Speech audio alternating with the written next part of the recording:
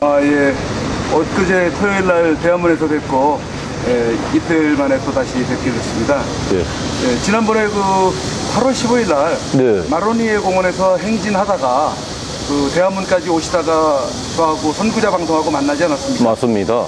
그때 상당히 하실 말씀이 많았는데 그 대한문에서의 또 촬영 일정이 있어서 추가로 나중에 또 만나서 이렇게 그 이야기를 좀 나누기로 하고 그냥 헤어지고 말았죠. 맞습니다. 연락처도 못 받고. 네.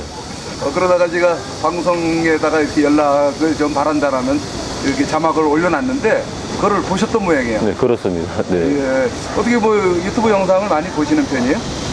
뭐 우리 다들 지금 현재 똑같지만 예. 뭐 MBC 외에는 네. 보게 되면 유튜브를 보게 되죠. 예. 그래서 그 영상을 8월 15일 이후에 며칠 만에 보신 거예요? 비교적 빨리 봤어요. 빨리 보셨어요? 예. 날짜는 뭐 기억 안 합니다만. 그래요? 거기 어떻게 그 영상에 우리 본인이 나왔을 거라는 것을 알고 보셨습니까? 아니면 그냥 보시다가 보니까 나온 걸 알게 됐습니까? 별 어떤 그런 거 없이 그냥 뭐 유튜브 보는 어떤 그런 편하게 봤어요. 예. 그래. 조금 크게 말씀을 하셔야 소리도 크게요? 것 같아요. 왜냐면은 여기에 스마트폰으로 나가는 그 소리가 소리 좀 크게 적을 수가 할까요? 있어요. 예. 조금 크게 네. 말씀을 하시면 되겠습니다. 그때 그 굉장히 하실 말씀이 많았는데 일단 뭐 아직도 생소하신 분들을 위해서 네. 그 본인 소개 여승곤 씨라고 그랬죠? 네, 맞습니다. 백제 왕족의 후손이라고 말씀하시던데 그런 부분들에 대해서 좀 간단하게 한번 소개를 해주시면 도움이 되지 않겠나 싶습니다. 네. 저는 애국 국민 여러분, 저는 백제 왕족입니다. 우리 백제 왕족은 제가 본이 어령여시입니다. 어령여시하고 죄송합니다. 부여 서씨가 있습니다. 어령여시는 그때 당나라 때 백제가 문을 닫게 되잖아요. 당나라 때 포로로 잡혀갔어요. 몇만 명이. 왕족하고 의자왕 우리 선조분하고 어려로 귀족들하고 많이 잡혀갔죠. 백제의 마지막 31대 의자왕이죠. 예. 예. 그때 중국으로 갔다가 이렇게 돌아온 분들이에요. 중국에서 송나라 때 문치주의가 꽃을 피웠던 송나라 때 고려로 귀화를 했습니다. 그리고 일본으로 가거나 한국에서 백제 부흥운동을 했죠. 한 70년, 80년. 부흥운동 함친 우리 왕족들은 부여 서씨로 바꿨습니다. 이름을. 그래서 결국은 갔습니다.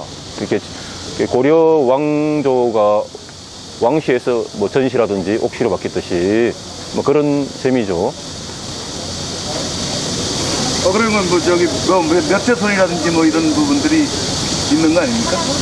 왕족 후. 굉장히 오래됐죠. 오래됐고 또 참고로 말씀드리자면 계백 장군이 우리 선조분입니다. 계백 장군이 이렇게 국민들이 아시는 분은 아시겠지만 많은 분들은 장군을 알고 있는데 그 당시 뭐 역사를 보면은 왕족들이 왕만하는 것이 아니라 고관 대작도 하고 장군도 겸했습니다. 그래서 백제 장군이 계백 장군이 백제 왕족입니다. 예. 예. 그러면은 지금 그 왕족의 후손으로서 네. 어떤 이 면면이 흐르는 네. 그런 어떤 DNA라고 할까? 네. 그런 면들이 없지는 않을 것 같은데. 당연히 있죠. 있죠. 예, 우리 선생님도 그렇듯이 네. 우리가 뭐 100년이 흐르든 몇백 년이 흐르든 몇천 년이 흐르든 그 후손의 DNA는 영속적으로 지속이 됩니다. 그래서 제가 백제 후손이도 되지만 백제 왕족, 백제 왕이라는 말이 그 말이에요. 이건 뭐 과하게 표현하는 것이 아니라 실제적인 말이에요. 그래서 우리 선조들이 계시면 제가 백제 후손이지만 백제 왕족도 되고 백제 왕도 된다 할 때 우리 선조분들이 협조해 하실 겁니다. 네. 지난 토요일 날 이렇게 대한문에서는 이제 처음 뵀었거든요. 네. 예, 올라오신다는 얘기는 들었지만은 그 왔을 때 어떤 얼굴 표정, 네. 예, 이런 부분들이 조금 어떤 남달라 보였던 느낌은 저는 좀 가졌었거든요. 아, 그렇습니까? 예. 뭐 보통 오면은 그냥 뭐 평범하게 그냥 뭐 이렇게 표정들을 이렇게 가지고 계시는데 우리 여승곤 씨는 어떤 얼굴 표정이 조금 남달라 보였던 그런 느낌이 있었다 하고 이제 제가 오늘 예고 영상에서도 그런 어떤 표현을 언급을 좀 했었는데 어떤 뭐 그런 그 시국 때문에 그런 건지 아니면은 어떤 원래 그 왕족의 어떤 저기로서 또 남다른 애국심 같은 그런 것들이 좀 있으신 편인지 한번 좀 얘기 좀 해주시죠. 예. 시국에 대한 어떤 그런 안타까움이 있죠. 안타까움이 우리 우파 국민들하고 같이 있고요. 또 저 같은 경우는 전라도에 대한 어떤 남도라 그러죠. 네. 남도라면 전북이 제외되는지 모르지만 흔히 뭐 통칭해서 남도, 전라도에 대한 어떤 그런 좌익 좌파들이 선점한 도시가 됐잖아요. 그런 고장이 됐는데 그에 대한 어떤 그런 부채의식입니까? 그것도 매우 강합니다. 물론 저는 부산에서 태어났지만 경상도에서 태어났지만 전라도에 대한 어떤 그런 대표랄까 대리인이랄까 그런 부채의식이 강하고 또 끝으로는 왕족으로서 그야말로 저는 왕족의 어떤 포스가 조금밖에 안 나오지만 저희 부친은 굉장했습니다. 어떤 그런 인품이라든지 대단하셨죠. 대단하신 분인데 지금은 이 세상 떠나셨습니다. 이 세상 떠나셨는데 저는 뭐 저희 부친에 비하면 조금 남아있는 편이죠. 그래서 시국하고도 이렇게 이런 케미가 됐겠죠. 예. 그때 당시에 얘기를 들어보니까 네. 그 뭐 좌파에서 생활을 한 오랫동안 하셨다, 뭐 30년간 하셨다 이런 그 표현을 하시던데 그 왕족으로서 어떻게 좌파 쪽에 어떤 몸을 담을 수 있었던 이유가 뭐 있었는지 물론 이유가 있었겠지만은 그런 부분들이 좀 궁금할 것 같습니다. 네. 그 좌파라면은 어떤 유형의 생활을 했던 건지 예. 이런 부분들 예. 한번 좀 또 그걸 통해서 오늘 이 좌파들의 어떤 속성이라든지 이 정체 이런 부분들도 우리 국민들이 새삼스럽게 알아야 될 부분들이 있을지 몰라서 한번 좀 얘기를 듣고 싶었습니다. 학교 교육 자체가 전교조 이전에 우리 한국이라든지 세계 교육 자체가 이렇게 좌파하고 굉장히 매우 밀접한 교육이 되고 있습니다. 그리고 그러다 보니 영향을 받았고 또 제가 결정적인 것은 그 당시에 제가 입문할 무렵 좌파 쪽으로 들어갈 무렵에는 우리가 김대중 그 당시에 선생님이라든지 그런 김대중 씨라든지 DJ를 했잖아요. 어떤 그런 비판적 지지라는 어떤 그런 그 세간의 그런 어떤 그런 흐름이 있어서요. 비판적 지지라고. 그래서 저는 경상도 사람으로서 너무 이렇게 김대중의 실체를 모르고 이거는 너무 한쪽만 치우치면 우리 국가적으로 좀 너무 소외되는 면도 없지 않아 있겠다. 그래서 김대중을 위해서 즉 우리들이 몰랐지만 실체는 몰랐지만 그 당시는 김대중으로 대표되는 전라도를 위해서 제가 사실은 좌파에 입문하게 됐습니다. 그러니까 김대중 씨를 위해서 어떤 그쪽에 이렇게 좀 마음을 쏟았던 그런 부분이 있다는 얘기인가요? 굉장히 열심히 대통령 선거할 무렵에 굉장히 많이 같이 다녔죠. 그때 그러면은 김대중 씨 대통령 선거할 때에 관여를 했습니까? 아니면은 그 이후에 예. 개파에 관여를 했던 건가요? 그 당시에 이게 김대중으로 대표되는 게 이제 운동권에서요, 또는 제야 운동권이라든지 이런 데서 비판적 지지라고. 왜냐하면 그 당시에 김대중의 어떤 그런 그 포지션은 포맷은 그냥 야당인이었어요. 그래서 야당인하고 또 제야단체라든지 운동권하고 약간은 컬러가 다르잖아요. 그래서 위치 포지션이 다른데 그러다 보니까 김영삼과 김대중을 놓고 볼 때 우리가 그냥 지지하면은 이게 안 맞잖아요. 안 맞다 보니까 비판적 지지라는 어떤 그런 슬로건 아래 지진하되 비판적인 관점에서 우리는 김영삼보다는 김대중을 선택했다. 그런 관점에서 이렇게 지지를 해왔고 결정했고 저 같은 경우는 뭐 당직자가 아니고요. 그냥 그 회원이랄까요? 그냥 쉽게 말해서 김대중 씨가 살아생전 때에 예. 그 대통령을 만드는데 어떤 그 관여를 했습니까? 그러니까 당직자는 아니었는데, 아니었는데. 당연히 아니었죠. 예. 아니었지만 그쪽의 운동원으로서. 예, 운동원으로서 굉장히 열심히, 그 당시에 DJ가 김대중입니다. DJ라죠. DJ가 이렇게 경상도에 많이 왔어요. 뭐 부산, 수육만에서 왔죠. 노태우도 왔고, 수육만은 한 100만, 200만 모였어요. 그 당시에. 1987년도죠. 근데 수육만 가고, 구미도 가고, 경주도 가고, 굉장히 열심히 마크해서 했죠. 예. 제 또 관계되는 분이 우리 김대중 라인에 어떤 그 또 핵심 그 또 포지션이 있었으니까요. 그러면은 보통 지역 그 당시만 해도 네. 지역색이 굉장히 심했던 시대 아닙니까? 맞습니다. 그런데 경상도 출신으로서 예. DJ 전라도 쪽을 예. 이게 지지할 수 있었을까? 그 당시의 분위기로 봐서는 그렇지 않았을 분위기였을 텐데 좀 어떤 끌리는 면이 있었다는 얘기인가 보죠? 다들 혹했죠. 다 미혹이 돼가지고 뭐 장점만 부각시키고 그 사람의 그 아이덴티티죠. 정체성 진짜 모습을 안 보여주니까. 지금 아까 왜 김대중을 지지했냐고 하는데 그 당시나 나나 지금 우리 전라도민들이 김대중을 내세우는 거는 김대중이 지금은 전라도민, 남도인의 화신이에요. 어떤 그 대표성이 있다 보니 말입니다. 그것 때문에 이제 김대중을 지지하는 거죠. 저도 그래서 그 당시 마찬가지로 전라도 이꼴 김대중 보고 했죠. 그래서 사실은 나나 그 당시 사람들이나 우리 전라도민 현재까지 쏟고 있는 거죠. 뭐 좀 이따 그건 또 부연 설명을 드리겠습니다만. 예. 그래서 제가 전라도 그런 그 뿌리가 있잖아요. 충청도 이쪽으로 그죠? 우리가 백제 왕국이었잖아요. 백제 영토였으니까 그런 마음이 굉장하죠. 그런 부분 때문에 이제 어떤 그런 쪽으로 좀 이렇게 관여하기가 좀 어렵지 않게 되었던 측면도 있겠네요. 예, 그런 면이 참 강했습니다. 예. 그러시군요. 그러면은 그쪽에서 언제 청산을 하게 된 거예요? 바로 손을 떼게 된. 우리는 그거로 끝이죠. 우리는 뭐 운동은 이렇게 당직자도 아니고 그쪽 김대중 그 맨은 아니잖아요. 그냥 자발적으로 도와주는 하니까 자발적으로 도와줬기 때문에 그 이후로는 자연히 떠났죠. 떠나지만 항상 그쪽 라인에 있었죠. 예. 떠났지만 이제 김대중으로 연결되고 노무현 이로 연결되는 또는 문재인으로 연결되는 그 라인에 계속 있었습니다. 그러면은 완전히 어떤 그 마음을 접은 것은 최근인가 보죠?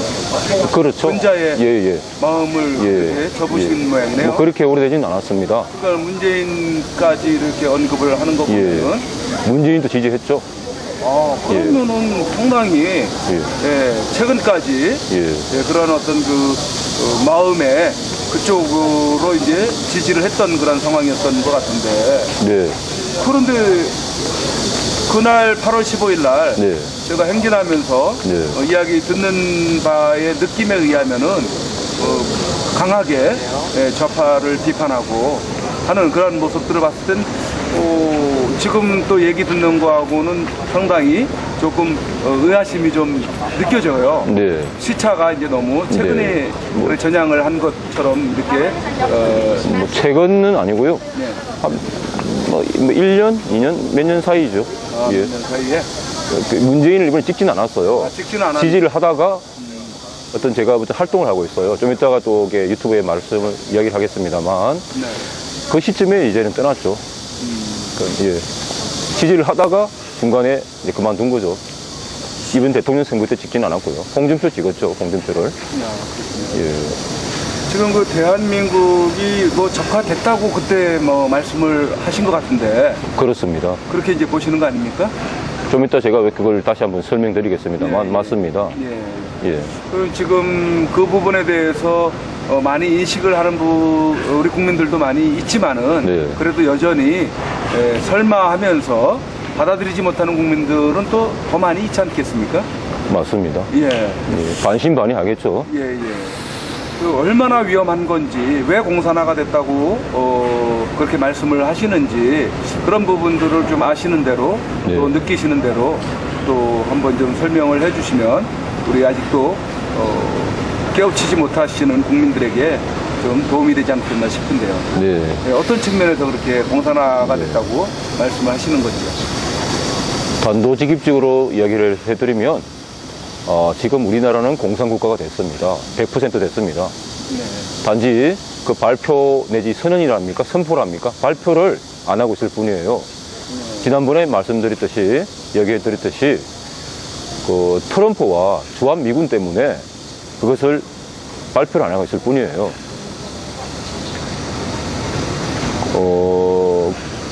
그 근거를 말씀드리자면, 왜 그러냐면요. 지금 우리가 일단 그 과정이 지금 좌파들의 그 공산주사파죠. 네. 좌파들의 어떤 정치 어떤 그런 그 스케줄이 어떻게 되냐면, 평화체제 또는 평화협정을 맺어서 주한미군을 철수시키고, 그 다음에 낮은 단계의 연방제를 하는 거예요. 낮은 단계의 연방제를 해가지고 네. 적화하는 겁니다. 네. 그러면 우리가 이런 프로세스를 어떻게 대략 진행되냐면요.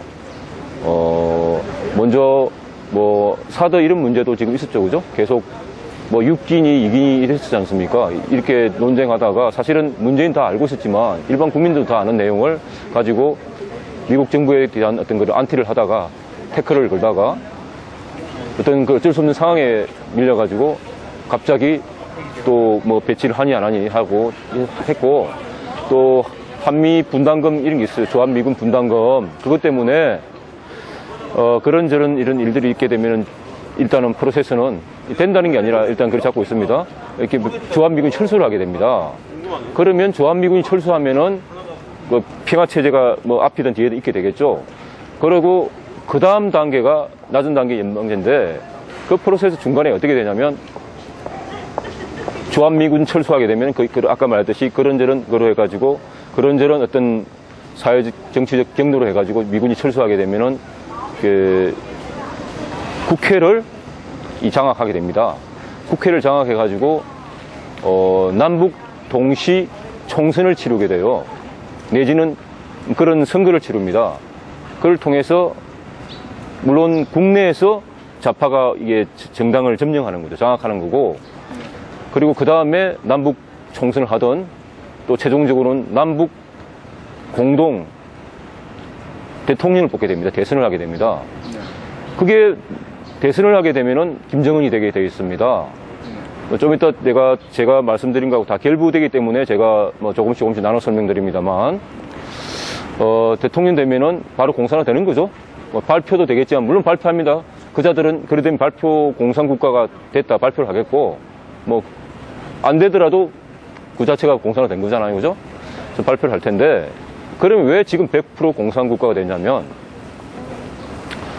그 국가 체제와 민간 체제가 지금 다 장악이 됐습니다. 공산국가의 지표가 뭡니까? 공산화가 됐다는, 화는 사실은 우리가 화학이란 말이 있지만 ing를 말해요. 무슨 화한다. 우리가 기계화하면 기갑 부대가 아니에요. 기갑 사단은 그 자체 탱크나 이렇게 기갑이 돼 있는 거고, 기계화는 보병들도 많이 들어가 있어요. 그래서 적화 역시 뭐 그거는 ing인데 적치가 되겠죠. 그래서 공산화되는 것뿐만 아니라 공산국가가 되면은 언론들이 다 장악이 됩니다. 언론이 장악되고, 정당이 장악되고, 사회의 어떤 그런 모든 단체들이 장악되고, 군대가 장악되고, 경찰이 장악됩니다. 뭐 여론조사기관이 있죠. 북한에는 없지만 여론조사기관이나 언론이 다 장악됩니다. 그럼 바로 공산화 국가죠. 공산화가 아니라 ing가 아니라 그 자체는 공산국가가 돼버린 거예요. 100% 도달이 된 거죠. 공산화에서 공산국가로 도달이 됐고, 그게 지금 그대로 돼 있죠. 예를 들겠습니다. 이거는 실제적인 예입니다. 지금 민간체제, 민간 시스템, 그리고 국가체제, 국가 시스템이 있는데, 지금 국가체제를 말하자면은 정부와 청와대 다 공산화된 거 인정하시죠? 이렇게 북한만 아니 청와대만 하더라도 임종석과 많은 주사파 걔들이 장악을 했어요. 거의 다 장악해가지고 좌지우지하고 있습니다. 그리고 군대 역시 좌파가 거의 장악된 거랑 마찬가지예요. 왜 지금 안 하고 있냐?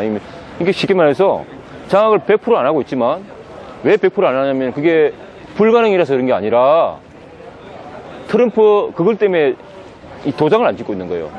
순식간에 장악이 가능합니다. 군대 장악 역시 이미 기무사를 보안부대를 장악했기 때문에 기무사는 군 비밀경찰입니다. 이미 장악했기 때문에 쉬워요. 쉽고 우리 군대는 보안사 중심으로 움직입니다. 우리 우익 때부터 군대는 보안부대를 중심으로 해가지고 다 좌지우지되고 있고 군대 역시 지금 즉시 트럼프와 주한미군만 없다면 바로 도장 찍고 장악이 가능합니다. 단지 지금 도장 찍기 전에 지금 뜸을 들이고 있는 단계예요. 그래서 가능하죠. 얼마든지 100%죠. 100%고 경찰 역시 다 장악됐고요. 국세청, 민간경찰, 경제경찰, 국세청 모든 정부기관이 장악됐습니다. 그리고 또 민간체제는 언론이 다 장악됐습니다. 언론이 민노총 산하의 전국 전체 단일 노조입니다. 언론이 전국의 언론사들이 많지 않습니까? 신문, 방송을 언론이라고 하는데 전국의 모든 신문사와 방송사가 다 장악됐습니다. MBC가 1노조, 2노조, 3노조가 있지만 제3노조 이 하나만 우파 노조예요. 그리고 경영진 사장이나 이런 사람들만 우파고 다 거의 대부분의 카메라맨과 신문 기자, 취재 기자, 방송 기자죠. 이게 카메라 기자죠. 이런 PD들이 다 좌파입니다. 그리고 여론조사 기관이 전부 장악됐습니다. 여론조사 기관. 예, 제가 총체적인 걸 말씀드리고 좀 세부적으로도 들어가겠습니다만 그런 게 장악됐고 지금은 또 조중동 시대에서 네이버 시대로 바뀌었어요. 물론 다음과 인터넷 사이트가 네이버와 다음 네이트가 있지만 야후는 없어졌고요. 미국으로 갔고요. 그래서 네이버가 장악을 했어요. 네이버 장악했고 지금 조중동 시대에서 네이버 시대로 바뀌었죠. 그리고 시민단체 다 장악됐죠. 그죠? 다 장악된 겁니다. 그래서 이 모든 민간 체제, 민간 시스템, 국가 체제, 국가 시스템이 공산국가 장악이 된 겁니다. 아까 말했듯이 돌아와가지고 공산국가가 발표될 또는 적화되는 ING 단계에서, 진행 단계에서도 그렇고, 공산국가가 100% 된 상태에서도 그렇고, 그 특징은, 지표는 언론과 모든 국가기관과 군대와 이 모든 조직이 좌파, 즉 공산주사파에게 점령되는 거잖아요. 지금 그 상태 아닙니까? 맞죠? 그죠? 발표만 안 하고 있는 거예요. 트럼프하고 주한미군 때문에. 그래서 제가 100% 공산국가가 됐다. 다만 100% 공산국가가 됐습니다. 다만 주한미군과 트럼프 때문에 발표만 하고 뜸만 들이고 있는 거예요. 바로 찍을 수 있습니다. 그리고 낮은 단계 연방제, 통일의회 구성, 통일 대통령 선거 이런 거 그야말로 쉽습니다. 이게 어떤 유튜브에서는 3년 걸린다 하는데요. 물론 3년도 걸리고 10년도 걸릴 수 있지만 이거 걔들이 마음만 먹으면 주한미군과 트럼프가 없으면 6개월만 해도 가능해요. 6개월 내지 1년? 3개월도 가능해요. 3개월도 가능하고 한 달도 가능해요. 탄핵 보셨죠? 좀 이따 제가 상세하게 다 강론적으로 들어가겠습니다. 상당히 심각하네요. 심각 그 자체입니다. 국민들이 모르고 있죠. 결국은 그러한 데 있어서 크게 일조하는 게 언론이지 않습니까? 언론이 눈과 귀를 가리기 때문에. 맞습니다. 예, 과거에 촛불 집회를 통해서 이제 언론이 종일 방송을 수개월 동안 하지 않았습니까? 맞습니다. 예, 거기에서 많은 국민들이 현혹되고 세뇌를 당한 그런 상황이었는데 지금 언론이 가장 큰 문제 중에 하나라고 이렇게 저도 생각을 하고 있습니다만 그러면 좀 더 구체적으로 어떤 이렇게 적시해 주실 그런 부분들이 있으실 것 같은데 예.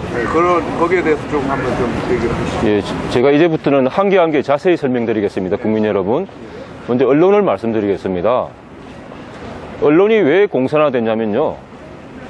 그거 알기 전에 공산당의 실체라든지 어떤 좌파의 실체라든지 그걸 알아야 됩니다만 먼저 이것부터 설명드리고 나중에 유물론이라든지 정교조 교육이라든지 학교 교육이라든지 공산당의 실체에 대해서 설명을 드리기로 하고 먼저 지금부터 설명하겠습니다. 이것부터 언론을 공산당들이 공산주사파죠. 좌파가 어떻게 장악했냐면 항상 이렇게 유물론자, 공산주의자는 물론 그 사고가 공산주의에서 도태된 건 아니지만 항상 상부구조와 하부구조로 봅니다.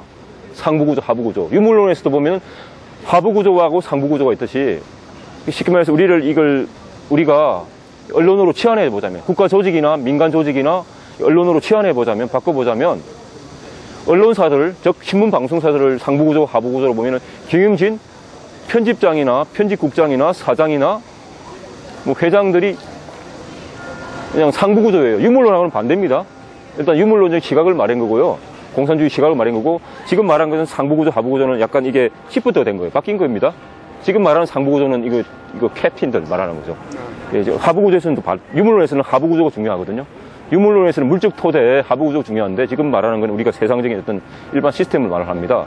상부구조를 그 사람들이 장악을 어떻게 했냐, 또는 그리고 하부구조를 어떻게 장악했냐면, 상부구조는 그 사람들이 박지원을 통해서, 간첩 박지원을 통해서, 김대중과 박지원을 통해서 북한으로 초대를 했어요. 김대중 노무현 정권 때, 특히 김대중 정권 때 언론사의 그 상부구조인 편집국장과 사장, 회장단을 북한으로 강제 초대를 했습니다. 그 당시 1차로 안 갔던 그 조중동입니까? 동아일보라는 이런 신문사 사장들을 김대중이 왜 안 가냐고 여러 가지 정치적이라든지 어떤 경제적으로 굉장히 많이 압박을 가했습니다. 이거는 명시적으로, 실제적으로 압박을 가했고요. 그래서 많은 한마디로 언론기관의 상부구조, 상층부가 다 북한을 방문하게 됐습니다. 방문을 해가지고 걔들이 전부 현지철을 만든 거예요. 현지철을. 그래서 거기서 이런 말 죄송합니다만 관계를 있죠. 그 호텔에서 하는 관계 있잖아요. 그런 S로 시작하는 관계를 맺게 됐어요. 성관계를 맺게 됐어요. 그러면 그 공산주의자들이 삼중고리의 전법을 써요. 공산주의를 이해하려면, 공산주의자들을 이해하려면, 물론 이게 뭐 아까도 말씀드렸듯이 유물론 자체가 뭐 공산주의자들의 독창적 사고는 아니에요. 걔들도 해겔이라든지 그걸 받은 거지만, 공산주의자들 항상 제가 만든 용어입니다, 이거는. 그렇지만 실제적인 용어입니다. 제가 만들었지만. 항상 사물을 복청적으로 보고 심청적으로 봅니다. 복청적 구조로 보고 심청적 구조로 봐요. 제가 이걸 만든 용어입니다. 공산당 용어는 없어요. 터득하신 거네? 뭐 개발해도 해도 되고, 제가 용어 개발을 잘합니다. 용어를 잘 만들고 잘 이렇게 응용을 합니다. 나름대로 잘 만듭니다. 그래서 잘 만드는데, 아무튼 그들 구조가 그래요. 굉장히 복청적으로 봐요. 무슨 말이냐면, 돌아와가지고 언론인을 잡을 때 어떻게 잡았냐면, 이렇게 성관계를 맺게 한 것이 아니라, 그것뿐만 아니라 걔들이 또한 먼저 성관계를 만들었죠. 1층 구조가, 그죠? 2층 구조는 현지체를 만든 거죠. 뭐 들락날락 할 수 없죠. 지금 대부분의 사람은, 그죠? 그렇지만 그런 건이 연결되어 있죠. 현지체를 만들었고, 2층 구조죠. 다층 구조인 3층 구조는 애들을 다 갖고 있습니다. 거의 다 건강한 젊은 애들을 다 심었거든요. 그 호텔 방에서. 이거는 다 정원에 남아있고, 그 당시에 근무했던 우리 탈북자들이 북한에서 각기각층에